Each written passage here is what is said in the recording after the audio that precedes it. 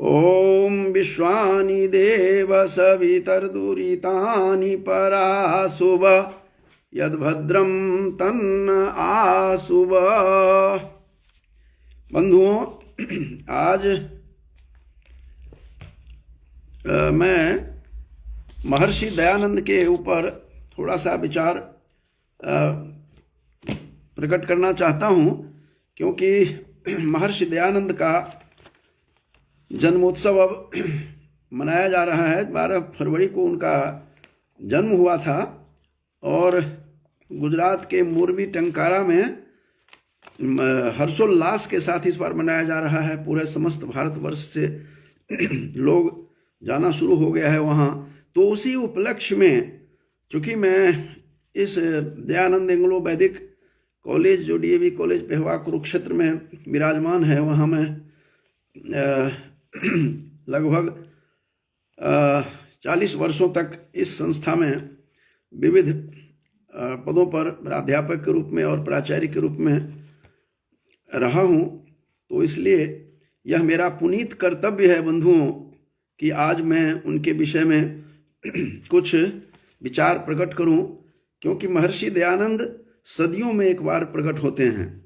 महर्षि दयानंद का उद्भव ये कोई सीधे उनका जन्म नहीं था, बल्कि एक प्रकट हुए थे इस संसार की जो समस्याएं थी, जो दुर्व्यवस्थाएं थी, जो कुरीतियां थी, जो जिस विधवा के साथ और अज्ञानता में जो लोग डूबे हुए थे, उन अज्ञानता को, उन समस्याओं को, उन कुरीतियों को, उन बुराइयों को, उन पाखंडों को समाप्त करने के लिए ही उनका उद्भव इस जगत में हुआ था। तो इस क्रम में आज मैं अपना विचार प्रकट करना चाहता हूँ कि महर्षि दयानंद किस तरह के थे, व्यक्तित्व थे, और इस धरातल पर वो आए और यहाँ जब उनका उद्भव हुआ, जब वो जन्म लेते हैं, तो तरह तरह की यहाँ बुराइयाँ इस संसार में पनप रही थी और पसर रही थी।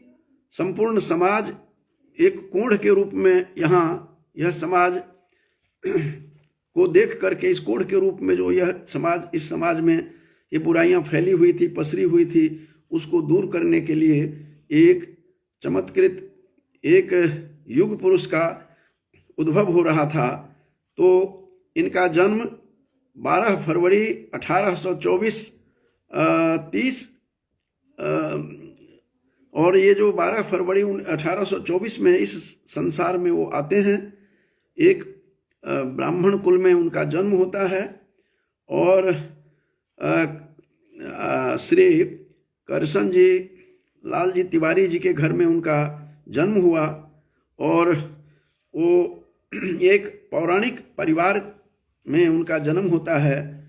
यद्यपि उनका आर्थिक रूप से वो संपन्न परिवार था, उनके पिताजी उस समय के दीवान थे और आर्थिक कोई कठिनाई नहीं थी, लेकिन पौराणिक जो मान्यताएं थी, जो पौराणिक परंपराएं थी, उन परंपराओं में वो उनका जन्म हुआ था। तो इस प्रकार महर्षि दयानंद जो का जन्म जब 12 फरवरी 1824 को हुआ और उनका मूल नक्षत्र में उनका जन्म हुआ, जिसके कारण से मूल शंकर उनका नाम रखा गया। और मूल शंकर को, शंकर की ही शिवत्व की प्राप्ति ने ही उनको महर्षि बनाया, वरना वो मूल शंकर होकर के इस संसार में आते और चले जाते। लेकिन उनका जन्म, उनका उद्भव किसी और मकसद से परमेश्वर ने, परमात्मा ने उनका उद्भव किसी और दृष्टि को ध्यान में रख करके किया होगा। और धीरे धीरे वो बड़े होते हैं और एक दिन चमत्कार का समय आया, चमत्कृत करने वाला अवसर आया, जो शिवरात्रि की रात्रि थी। उस रात्रि में समस्त अंधकार जो थे, अज्ञानता को नाश होना था, तो उस नाश करने के लिए अज्ञानता का उस शिवरात्रि की रात जो थी, एक विचित्र सी घटना घटी। और इस घटना में जो कहा जाता है कि शिवरात्रि के उस रात में उनकी माता ने कहा कि आज व्रत है, शिवरात्रि की रात में सबको व्रत करना है। उन्होंने भी व्रत रखा और आज शिव का दर्शन होगा, तो सबने व्रत किया। उन्होंने भी उसी क्रम में अपना व्रत रखा था। मूल शंकर ने धीरे धीरे वो रात बीती, सभी नींद में सो गए, उनके माता पिता सभी, और यह बालक जगता रहा। जागृति की रात उनके लिए थी, और वो रात साधारण रात नहीं थी, परिवर्तन की रात्रि थी। उनके दिव्य स्वरूप में आने का समय आ गया था, और उन्होंने देखा कि यहाँ तो कोई शिव नहीं आए, सारात बीत चुकी है। यह भी देखा कि एक चूहा उस शिवलिंग के पिंड पर आकर के प्रसाद ग्रहण कर रहा है, और इस सब घटनाओं को देख करके उद्वेलित हुआ। उन्होंने यह सोचा कि ये शिव का असली स्वरूप नहीं है, यह तो शिव का ये मूर्ति रूप है। इस मूर्ति में ईश्वर नहीं है, ईश्वर तो कोई और है, ईश्वर कहीं और निवास करते होंगे। और इस प्रकार की बातें उनके मन में आई, और उस शिवरात्रि की रात ने उनको झकझोरा, और वो काली रात समाप्त होनी थी। एक नया सवेरा होना था, नव प्रकाश होना था, नव ज्योति होनी थी। और इस प्रकार से इस ज्योति को के कारण से उनके मन में बहुत कुछ विचार विमर्श, तर्क वितर्क आने लगा। एक दिन ऐसा हुआ, वो घर छोड़ करके वहाँ से शिवत्व की प्राप्ति के लिए वहाँ पलायन करते हैं। उनके पिताजी ने उनके पीछे कुछ सिपाहियों को भेजा खोज करने के लिए। वो पीछा करते रहे, और जब देखा तो उन्होंने एक वृक्ष के ऊपर जा कर के कहते हैं बैठ गए, और उनके सिपाही सब आया, उस वृक्ष के नीचे भी देखा, और सारी रात वो उसी वृक्ष पर रहे, छुपे रहे, छिपे रहे। और जब वो सिपाही सब चले जाते हैं, उसके पश्चात और वहाँ ऊपर से उतरते हैं, वहाँ से भागते जा रहे थे, और शिवत्व की प्राप्ति के लिए, सत्य की प्राप्ति के लिए वो अनवरत वहाँ से वो चलते रहे। और इस प्रकार से जंगलों में, पहाड़ों में, नदियों से जाते हुए उनके पैर लहूलुहान हो गया था, लेकिन उनके चरण उनके रुके नहीं, और वो चलते रहे। बल्कि कई घटनाएं उनके साथ घटी। उस समय चोर, उचक्के, ठग जोरों पर उन दिनों था, और ये कुछ लोगों को उन्होंने सन्यासी भेष में देखा। उनके मन में जिज्ञासा उत्पन्न हुई कि उनके पास जाकर के कहा कि आप मुझे परमेश्वर का दर्शन करवा सकते हैं। तो सारे ठग थे, वो उस वस्त्र में ठग थे, सन्यासी भेष में ठग घूम रहे थे। उसने कहा मैं दिखाऊंगा। उनसे सब वस्त्र ले लिया, सारे धन जो भी उनके पास पैसे थे, पैसे भी बटोर लिए, निकाल लिए, और ठग करके वो लोग चले गए। उनको बड़ा क्षोभ हुआ, बड़ा आंदोलित हुआ उनका मन कि ये क्या हुआ। इस प्रकार से उस रात में घटना तो घटी ही थी, शिवरात्रि के रात में, और वहाँ से उनको एक अलग ज्योति की तलाश थी, और वो घूम रहे थे, और दर दर भटके घूमते रहे। पाखंड जो अपना नृत्य कर रहा था, जगह जगह ठग और पाखंड का बोलवाला था। और पाखंड खंडनी पताखा कहते हैं उन्होंने फहराया था। फिर बाद में हरिद्वार में आकर के 1866 में पाखंड खंडनी पताखा, जो आज भी उसका दर्शन कोई कर सकते हैं, जा करके देख सकते हैं। तो महर्षि दयानंद के मन में एक संकल्प आया।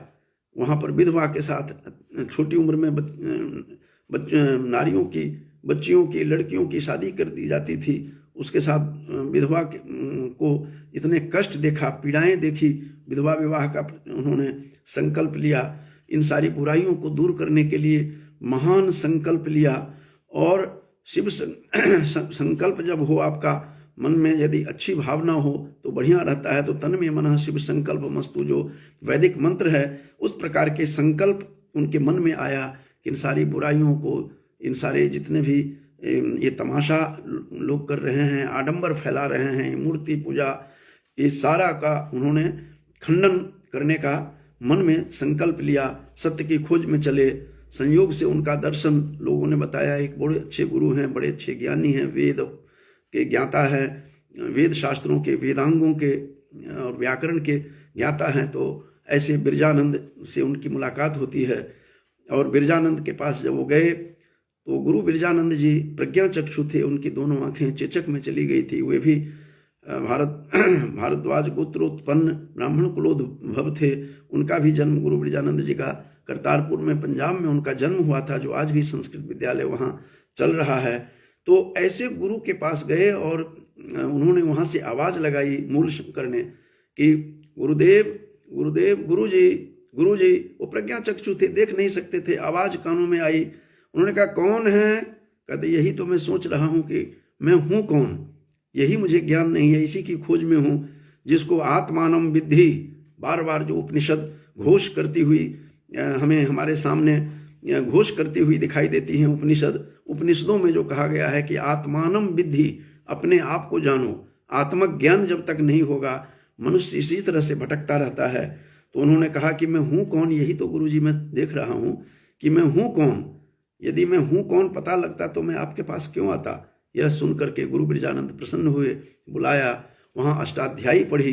बंधुओं, अष्टाध्यायी व्याकरण का वह अनुपम ग्रंथ है जो कहा जाता है कि पाणिनि ने कुशासन पर बैठकर, कुश के आसन पर बैठ करके समाधि में लीन होकर के उस अष्टाध्यायी की रचना की थी। और कहा जाता है कि जो नेक मन से, जो अच्छे मन से, क्रम से जो अष्टाध्यायी का पाठ करते हैं, उनका समस्त जो शारीरिक रोग भी दूर होता है, ऐसी मान्यता है। इस प्रकार की बातें लोग बताते हैं। जिस अष्टाध्यायी ग्रंथ, महत्वपूर्ण ग्रंथ के बारे में, उस ग्रंथ का अध्ययन किया, पढ़ा, व्याकरण का ज्ञान लिया, वेदांगों का ज्ञान लिया, और इस प्रकार से वो गुरु बिरजानंद से मूल शंकर से वो फिर महर्षि दयानंद बनते हैं। और वहाँ से गुरु बिरजानंद जी से ज्ञान लेकर के चलने लगे। तो दक्षिणा स्वरूप में उन्हें लौंग खाने के आदि थे वो उनके गुरु बिरजानंद जी, और उनको जाकर के उन्होंने दिया। तो उन्होंने कहा कि दयानंद, यह मेरी दक्षिणा नहीं है, तुमसे बहुत सारी आशाएं हैं। ये आशा तुमसे नहीं है कि ये देकर के गुरुदक्षिणा देकर के तुम मुक्त हो जाओगे। यदि तुम गुरुदक्षिणा देना चाहते हो तो समाज की समस्त बुराइयों को, समाज की समस्त जो पाखंड जो हैं, और समाज जो कोढ़ में जो पैदा हुआ है, समाज हमारा इन जातियों में बटा हुआ है, लोग अज्ञानता में डूबा हुआ है, इस अज्ञान अंधकार को मिटाओ। तमसो मा ज्योतिर्गमय, जो ये उपनिषद का जो यह मंत्र है, इसका सार्थक सिद्ध करना है तो तुम्हें सार्थक सिद्ध करना पड़ेगा। और इस प्रकार से वो उन्होंने संकल्प लिया कि मैं इस संसार से इस बुराइयों को मिटाऊंगा, और तब जाकर के गुरु जी की यही दक्षिणा, मेरी असली दक्षिणा गुरुदेव की मेरी यही होगी। इस प्रकार से वो चलते हुए बनारस गए, शास्त्रार्थ किया, लोगों से, अनेकों लोगों को उन्होंने अपने तर्क से, अपने शास्त्र के बल से, ज्ञान के बल से उन्होंने लोगों को अपने वश में किया और अपने फॉलोअर बनाए, अपने अनुयायी बनाए। वो धीरे धीरे उन्होंने आर्य समाज की बॉम्बे में स्थापना की, जिसका हेडक्वार्टर लाहौर में था उन दिनों। और ये वहाँ से कलकत्ता भी आते हैं, जहाँ बसंतोत्सव मनाया जा रहा था। बसंतोत्सव में उनको गुरुदेव रविंद्रनाथ टैगोर के दादाजी ने उनको बुलाया, और उस समय रविंद्रनाथ टैगोर 10 साल के बालक थे। और उनके दादाजी ने बताया टैगोर के कि चरण स्पर्श करो, आचार्य ये सन्यासी वेश में हैं और महर्षि हैं, दयानंद जी का चरण स्पर्श करो। और किया, और उनके दर्शन करने का इतना बड़ा प्रभाव हुआ कि आप लोगों के सामने है कि वो गुरुदेव बन गए। वो एक छोटा सा बालक, 10 वर्ष का बालक, जो रविंद्रनाथ टैगोर था, रविंद्रनाथ से वो रविंद्रनाथ टैगोर गुरुदेव के नाम से प्रसिद्ध हुए।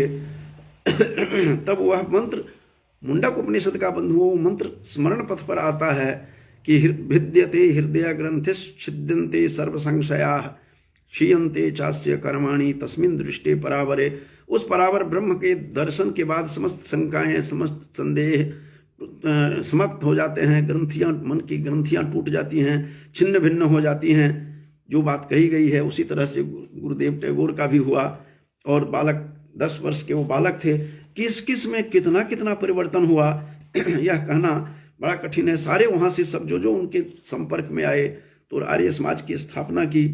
और धर्म सम्मेलन कहते हैं था बॉम्बे में, और वहाँ जब ये महर्षि दयानंद जाते हैं तो उस समय के तत्कालीन बहुत बड़े संस्कृत के विद्वान और इंडोलॉजिस्ट जिनका संस्कृत और इंग्लिश डिक्शनरी है और अभिज्ञान शाकुंतल पर बहुत उनका काम है, अभिज्ञान शाकुंतल पर जो अंग्रेजी कमेंट्री है जिसको हमारे अनुज डॉक्टर पंडा ने जिसका दोबारा उसको नवीनीकरण किया है, दोबारा उसको प्रकाशित करवाया है जो, और इस प्रकार से उस महनीय ग्रंथ अभिज्ञान शाकुंतलम का जो अनुवाद किया है मोनियर विलियम ने, ऐसे अनेकों ग्रंथों का निर्माण किया। उस मोनियर विलियम से महर्षि का दयानंद की मुलाकात बम्बई में होती है और उन्होंने पूछा कि व्हाट इज धर्म, हे महर्षि धर्म क्या है। धर्म की अनेक परिभाषाएं हैं, मनुस्मृति डिम डिम घोष करते हुए अलग अलग परिभाषाएं धर्म के लक्षण बताते हैं। 4 धर्म के लक्षण है तो 10 धर्म के लक्षण अलग अलग बताए गए हैं। उस चक्कर में नहीं पड़े। महर्षि को तो प्रकाश था, स्वयं ज्योति मिली हुई थी, आत्मज्ञान था उनको, आत्मानम विद्धि का जो उपनिषद कहती है उसको उनको आत्मज्ञान हो गया था।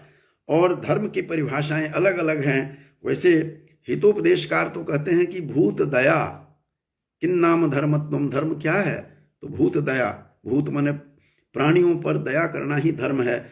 वो उसी तरह के सटीक परिभाषाएं महर्षि दयानंद ने अपने ढंग से दिया। पता नहीं किस वातावरण से आए थे, समाज में जो कोढ़ फैला हुआ था, समाज में जो अन्याय फैले हुए थे, पक्षपात पूर्ण रवैया लोगों की थी, पक्षपात से भरा हुआ यह संसार था, और किस प्रकार से अंग्रेज का यह शासन में लोगों को पक्षपात करते थे, कभी न्याय नहीं होता था। उन्होंने नज़दीक से देखा था अन्याय होते हुए। इसलिए उस समय मोनियर विलियम जो इंडोलॉजिस्ट थे, बहुत बड़े संस्कृत के प्राचीन विद्या के ज्ञाता थे, उनको महर्षि दयानंद ने कहा पक्षपात रहित न्याय करना ही धर्म है। यही धर्म की परिभाषा बताई थी उन्होंने कि पक्षपात रहित न्याय करना ही धर्म है। बंधुओं, उनके संपर्क में जो लोग आए वो मालो माल हो गए। आर्य समाज की स्थापना 1875 में होती है मुंबई में, जिसका हेडक्वार्टर लाहौर में है। लाहौर में उनके संपर्क में आकर के उस समय भारत देश परतंत्रता की जंजीर में जकड़ा हुआ था। हमारी भारत माता जकड़ी हुई थी जंजीर, उनके पैरों में जंजीर, परतंत्रता की जंजीर देख करके वो उद्वेलित थे।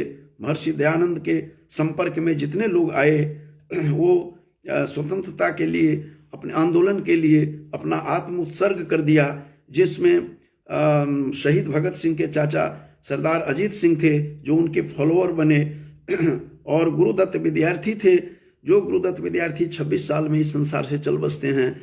और उस जमाने में गुरुदत्त विद्यार्थी जो पहले व्यक्ति थे जिनकी लिखी हुई पुस्तक जो है, वो पुस्तक वहाँ पर ऑक्सफोर्ड विश्वविद्यालय में कोर्स में पाठ्यक्रम में रखा गया था। ऐसे गुरुदत्त विद्यार्थी जो उनके संपर्क में आकर के, जो नास्तिक थे गुरुदत्त विद्यार्थी, पहले साइंस के ग्रेजुएट थे पंजाब विश्वविद्यालय के और पोस्ट ग्रेजुएट भी थे, और इस प्रकार के साइंस के विद्यार्थी जो उनको देख करके, उनके प्रयाण काल में देख करके, ये उनका प्रयाण काल जब चल रहा था बंधुओं, जब उन्हें अजमेर में जो जोधपुर के महाराजा उनके शिष्य थे उन्होंने बुलाया हुआ था, और उसको रास्ते से वो भटके हुए थे, उनको उन्होंने सबके सामने, सबके समक्ष उनको डांट लगाई थी कि तुम आचरण शुद्ध करो, सदाचारी बनो, क्योंकि जो सदाचार के पथ पर चलते हैं वही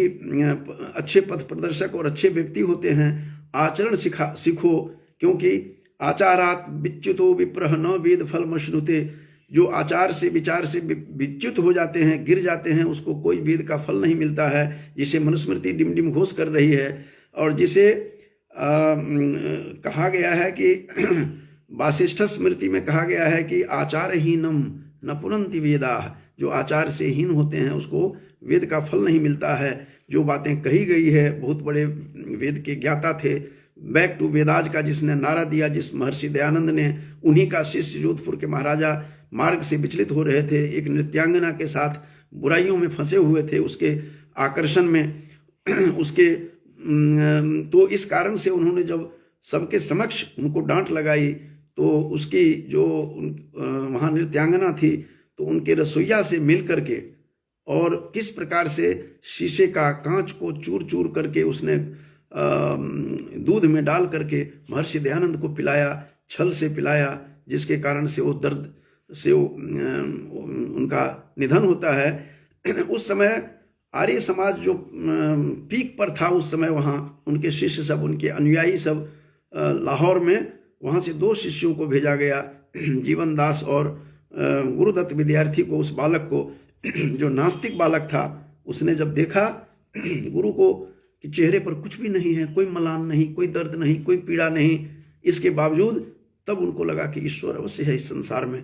मन परिवर्तन हुआ गुरुदत्त विद्यार्थी का, जिन्होंने मांडुक उपनिषद और ईशावास्य उपनिषद पर इंग्लिश टीका भी लिखी। गुरुदत्त विद्यार्थी ने 26 साल में चले गए।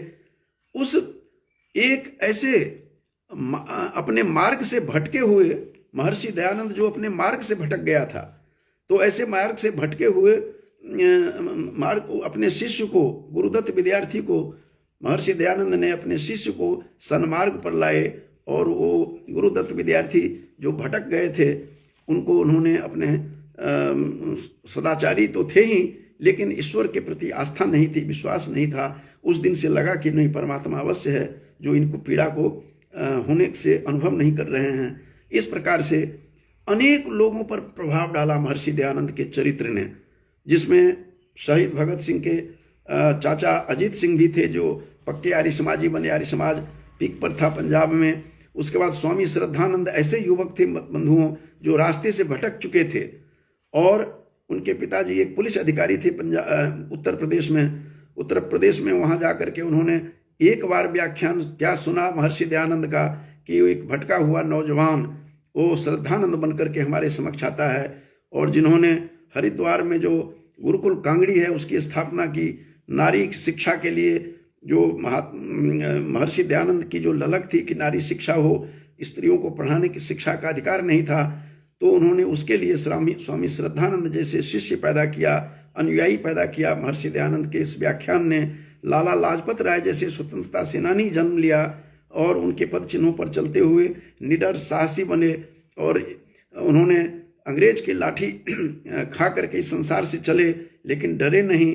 और उन्होंने यह भी कहा था कि एक एक लाठी इस अंग्रेजी सरकार के ताबूत में कील का काम करेगी। इस प्रकार से कहने वाला लाला लाजपत राय इतने बड़े अनुयायी थे महर्षि दयानंद के कि उनके पद चिन्ह पर चलते हुए वहाँ पर बहुत बड़ा काम किया और अपने जीवन को आहूत किया इस देश के आज़ादी के लिए। उतने ही नहीं, उन्होंने राम प्रसाद बिस्मिल को भी नूतन मार्ग दिखाया अपने, और आर्य समाज के पद चिन्हों पर चला। इस प्रकार की बातें की उनके बारे में कहा जाता है।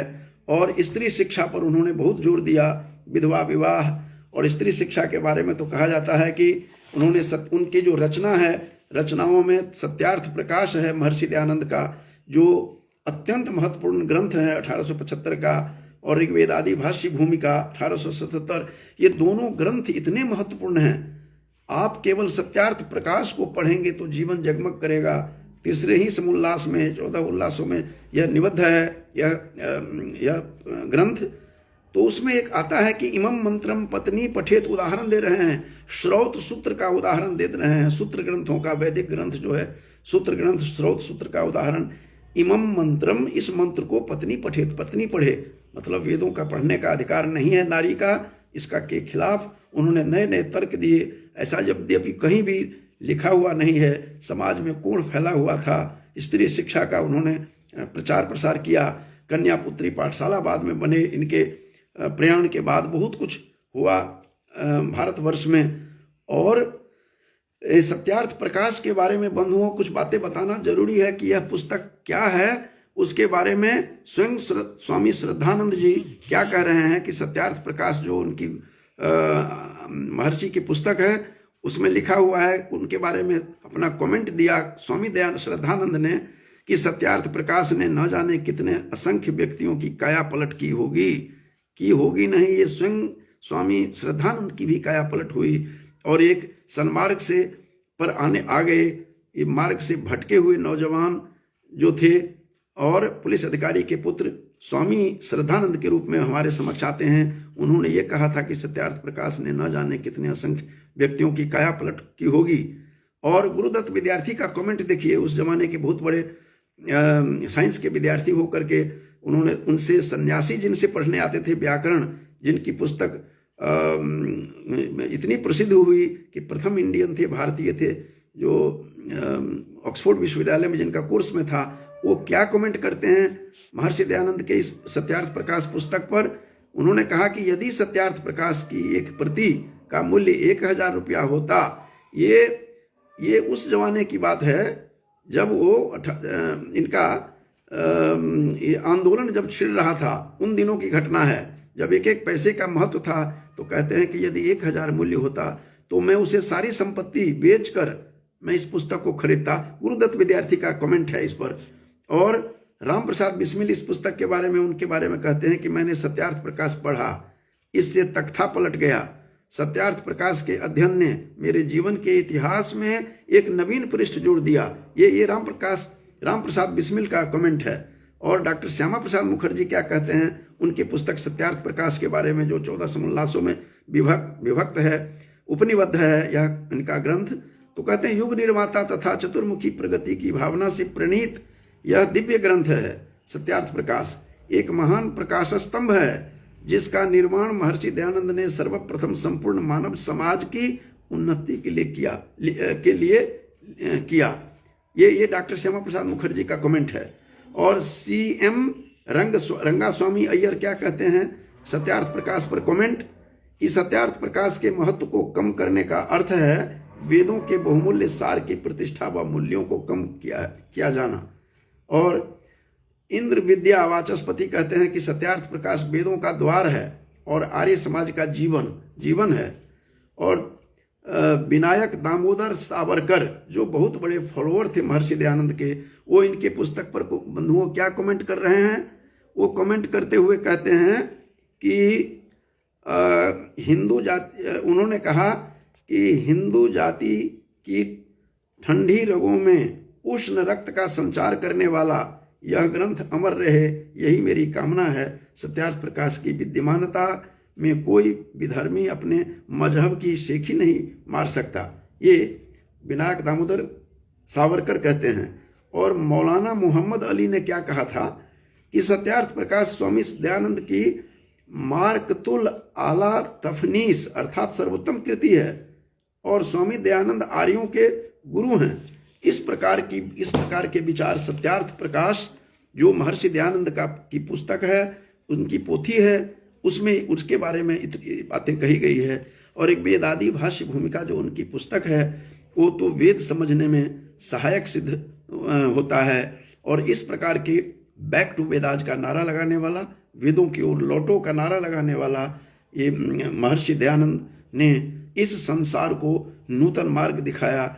और इस प्रकार से यह संसार जो गर्त में डूबा हुआ था, पाखंड में, बुराइयों में, कुरीतियों में और अंधविश्वासों में जो डूबा हुआ था, उसको उसमें से उबारने के लिए तन में मनः शिव संकल्प मस्तु का संकल्प लिया था। जो वैदिक मंत्र कहता है तन में मनः, ऐसा वह मन मेरा सब शिव संकल्प में अच्छे कार्य के लिए मेरा मन लग जाए, इस प्रकार की बातें कही गई है। और इसीलिए उनका मानना था कि चित्र की पूजा से अच्छा है कि चरित्र की पूजा हो। जो चरित्रवान हैं, जो अच्छे लोग हैं, उनकी पूजा होनी चाहिए। और हमेशा ओम विश्वानि देव सवितर दूरितानि पराशुभ यदभद्रम तन्नाशुभ का वो मंत्र का बहुत उनका प्रिय मंत्र कहते हैं था। और कहते हैं कि विश्वानि माने समस्त बुराइयों को दूर करो और अच्छाइयों को हमारे अंदर कर दो। इस प्रकार का की बातें करने वाले महर्षि दयानंद ने संसार की आंखें खोली। उनका जन्मदिन अभी 12 फरवरी को है, तो इसलिए उनके ऊपर मैंने विचार व्यक्त करते हुए कुछ बातें कही। और बंधुओं, जैसा कि मैंने बताया था कि महर्षि दयानंद को किस तरह से, किस साजिश के तहत जोधपुर महाराज का जो जो महाराज थे उनकी रसोइया से मिल करके उस नर्तकी ने, जिसके लिए उनको अपने शिष्य को, राजा को, जोधपुर के राजा को सन्मार्ग पर लाने के लिए जो महर्षि ने का जो संकल्प था उन्होंने बताया था, उनको डांट लगाई, जिसके कारण से आहत होकर के उस नर्तकी ने रसोइये से मिल करके उनको इस प्रकार से कांच का को पीस करके डलवा दिया, उनके दूध में पिलवा करके उनको इस संसार से जाने के लिए विवश किया। तो उस ऐसे कुमार्गियों को भी उन्होंने महर्षि दयानंद ने माफ कर दिया। ये छुआछूत के जो विरोधी, वो पक्के विरोधी थे। और इस प्रकार से वो कहा करते थे, उनके तिरछे उल्लास में बहुत बढ़िया बात कही हुई है कि स्त्रियां कैसे पढ़ती लिखती थी। उदाहरण दे रहे हैं एक मंत्र का, एक अथर्ववेद के मंत्र कोट कर रहे हैं कि ब्रह्मचर्येण कन्या युवानम बिंदते पतिम। ब्रह्मचर्य का पालन करती हुई आजकल की नवयुवतियों के लिए, स्त्रियों के लिए, युवकों के लिए बहुत बड़ा संदेश है बंधुओं। और उन्होंने कहा था कि ब्रह्मचर्येण कन्या युवानम बिंदते पतिम। आजकल लिव इन रिलेशन में जो लोग रखते हैं, आजकल की युवतियां और युवक, उनके लिए बहुत बड़ा संदेश है यहाँ। और वो बार बार इस बात को कह रहे हैं कि ऐसा बिल्कुल नहीं करना चाहिए, ऐसे गलत मार्ग पर न चलना चाहिए। ब्रह्मचर्य धारण करते हुए अपने अनुरूप हमारी जो है भारत की स्त्रियां, अथर्ववेद का यह मंत्र है, अपने स्त्रियां, हमारे भारतीय नारी युवतियां अपने अनुरूप पति को प्राप्त करती थी ब्रह्मचर्य का धारण करते हुए, जिसका सर्वथा अभाव है। और इस प्रकार की बातें नहीं करनी चाहिए। उन्होंने वैदिक मंत्रों को, उपनिषदों को कोट करते थे। इसमें कैकेयी का उदाहरण इसमें दिया है तीसरे समुल्लास में महर्षि दयानंद ने, इससे सत्यार्थ प्रकाश में। और कहते हैं कि जैसे कैकेयी ने धनुर्विद्या का ज्ञान लेकर अपने अनुरूप दशरथ को प्राप्त किया था, उदाहरण दे रहे हैं। इससे लगता है कि महर्षि दयानंद ने वाल्मीकि रामायण का भी अध्ययन सम्यक प्रकार से किया था, उनको सब घटनाओं का पता था।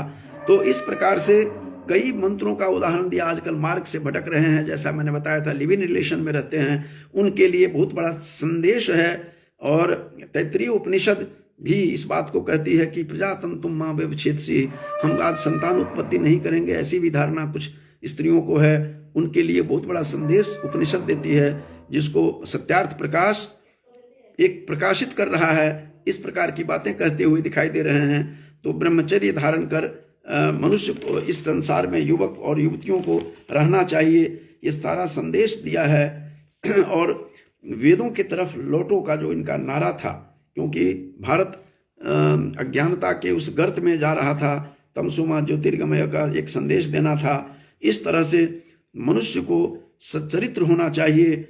और जिसका कि दसवां मंडल में ऋग्वेद के कहा गया है कि मनुर्भव, मनुष्य बनो। तो मनुर्भव का जो संदेश है महर्षि दयानंद ने दिया।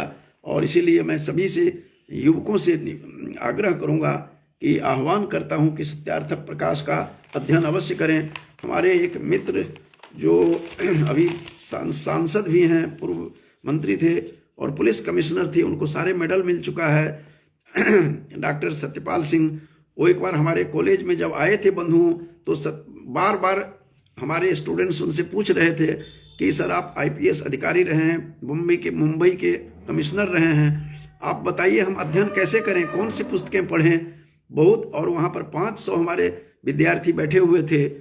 और वहाँ पर बार बार उन्होंने कहा कि बार बार आप पूछेंगे, मैं एक ही बुक को, I will suggest single book, only one book, that is Satyarth Prakash, written by Maharshi Dayanand. तो उन्होंने इस बात को कोट करते हुए कहा था कि यही पुस्तक पढ़ने हैं। तो महर्षि दयानंद का ये जो देन है ये अविस्मरणीय है। और उनके निधन के बाद उनके अनुयायियों ने 5 ऐसे लोग थे, जिसमें गुरुदत्त विद्यार्थी थे, महात्मा हंसराज थे जो पहले प्राचार्य थे DAV के, और उसके बाद उनके साथ जो उनके जितने भी शिष्य थे, लाला लाजपत राय, और सब मिल करके उन्होंने महर्षि दयानंद के प्रयाण के बाद, उनके निधन के बाद उन्होंने संकल्प लिया कि महर्षि का प्रकाश फैलता रहे। और ये तभी संभव है जब कोई संस्था बने, शिक्षा संस्था, और शिक्षा संस्था DAV के नाम दिया गया। DAV की स्थापना हुई इनके प्रयाण के बाद। और दयानंद एंग्लो वैदिक रखा गया, एंग्लो अंग्रेजी को बीच में रखी गई ताकि अंग्रेजी कभी एंग्लो कभी खराब न हो। इसीलिए एक तरफ दयानंद स्वयं थे, दूसरी तरफ वेद को रखा गया था। तो डीएवी कॉलेज की स्थापना हुई। भारत में 900 से ज़्यादा संस्थाएं हैं भारत में और आउट ऑफ कंट्री। तो ये सारा वैदिक मंत्र का जो प्रचार प्रसार है, आज कोई भी युवक नहीं है जिन बच्चों को गायत्री मंत्र का ज्ञान न हो, तो घोष चलता रहता है। तो इस प्रकार से समस्त विचार जो जितना प्रकट किया गया, महर्षि दयानंद ने जो प्रकट किया, महर्षि दयानंद ने जो मार्ग दिखाया, जो सन्मार्ग दिखाया और चरित्रवान बनने का जो घोष किया था, आचारहीनं पुनन्ति वेदाः, और आचार से जो हीन है तो उनको जिसने बार बार कहने से आचरण करने के लिए ही जोधपुर के महाराज को कहा था और बहुत जोर से उनकी डांट लगाई, जिसको नर्तकी ने इसको अन्यथा ग्रहण किया और सन्मार्ग पर नहीं चल के उन्हीं को इस मृत्यु के मुख में उनको डाला गया। यदि वो रह जाते इस समाज में, रहते और भी, तो क्या क्या प्रकाश फैलाते, ये कहना बहुत कठिन है। ऐसे ऐसे महर्षि दयानंद का उद्भव सदियों के बाद बंधुओं, कभी कभी ऐसे लोग इस प्रकार ऐसे इस संसार में, इस धरातल पर आते हैं। उन्होंने कई तरह की व्याख्याएं, उन्होंने अलग अलग ढंग से बड़ी नूतन व्याख्या की है। यद्यपि वेदों की अलग अलग व्याख्याएं हैं, सायण के भाष्य हैं, सब कुछ था, लेकिन उन्होंने जो भाष्य दिया, अपना लिखने का ढंग बताया, उनका बड़ा वैज्ञानिक था और वो पौराणिक परिस्थितियों में, पृष्ठभूमि में लिखे थे। इसलिए इन्होंने एक नई पृष्ठभूमि में, क्योंकि संसार की स्थिति को देखी थी, इन्होंने बहुत नज़दीक से बुराइयों को, कुरीतियों को देखा और उन्होंने लोगों को उद्धार करने के लिए इन्होंने साइंटिफिकली इन्होंने उसका अध्ययन किया और व्याकरण के आधार पर बहुत अच्छी व्याख्या, वेदों की व्याख्या की। और इस प्रकार से सत्यार्थ प्रकाश ही केवल कोई पढ़ ले तो सारा कुछ इसमें वेद, उपनिषद और स्मृति ग्रंथों के कई उद्धरण इन्होंने दिया है। तो इसलिए आजकल के नवयुवकों के लिए सन्मार्ग पर लाने के लिए और स्त्री शिक्षा पर इन्होंने जोर दिया था। स्त्री शिक्षा का यह अभिप्राय नहीं है कि हमारी युवतियां मार्ग से विचलित हों, मार्ग से हमारे हटें और सन्मार्ग पर चलती रहें। और जैसा कि अथर्ववेद के मंत्र का उदाहरण मैंने पहले भी बताया था कि ब्रह्मचर्य न कन्या युवानम बिंदते पतिम, अपने बिंदते माने प्राप्त करते हैं पति को। कैसे? युवानम, एक युवक, पढ़े लिखे युवक और के पति के रूप में प्राप्त करते हैं। बहुत सारी शिक्षाएं दी है। तो सत्यार्थ प्रकाश का अध्ययन परम आवश्यक है। चूंकि 12 तारीख को इनका जन्म दिवस है, इनका आगमन दिवस है। इन्होंने और कठोर कितने थे कि दोबारा फिर जो जितने भी अपने संकल्प के प्रति बड़े कठोर थे और दोबारा फिर लौट करके घर नहीं जाते हैं।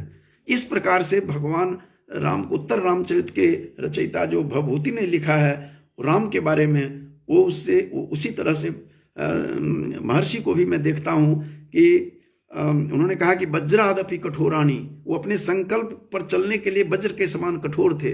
और मृदूनी कुसुमादपि, और कुसुम से भी, फूल से भी कोमल उनका मन था, जो राम के चरित्र के बारे में कहा गया है। संकल्प उसी तरह में, संकल्प में ये कठोर थे और करुणा आर्द्र चित्त था इनका। गरीबी देख करके, लोगों की बुराइयों देख करके, लोगों की पीड़ाओं के देख करके वो विचलित हो जाते थे। ऐसे महर्षि दयानंद एक अलग से प्रकाश फैलाया है उन्होंने इस संसार में। सत्य के अर्थ का प्रकाश फैलाया। सत्यार्थ प्रकाश का अर्थ है सत्य ही का अर्थ प्रकाशित होता है और सत्य ही सब कुछ है। सत्यात् नास्ति परम पदम, सत्य से बढ़कर के कुछ भी है नहीं इस संसार में। तो इस मार्ग दिखाया उन्होंने, सन्मार्ग दिखाया सत्यार्थ प्रकाश को लेकर के। और खास करके जो न्याय की, धर्म की परिभाषा जो दी, पक्षपात रहित न्याय करना ही धर्म है। तो इस प्रकार से बातें करने वाले महर्षि दयानंद को मैं कोटिशः नमन करता हूँ। और विशेष रूप से इनके उद्भव दिवस पर जो आए इस संसार में, तो इनसे पहले मैं अपने जितने भी इसमें श्रोता हमारे इससे जुड़े हुए हैं, इसमें पूनम शास्त्री जी हैं और विनीत किसले झा भी हैं और जी राजन जी भी हैं, और उसके बाद डॉक्टर बिहारी लाल पटेल जो मेरे सहपाठी हैं, उड़ीसा से हैं, जुड़े हुए हैं। ये सभी इसमें जुड़े हुए हैं। मैं इन सभी बंधुओं को शुभकामनाएं देता हूं।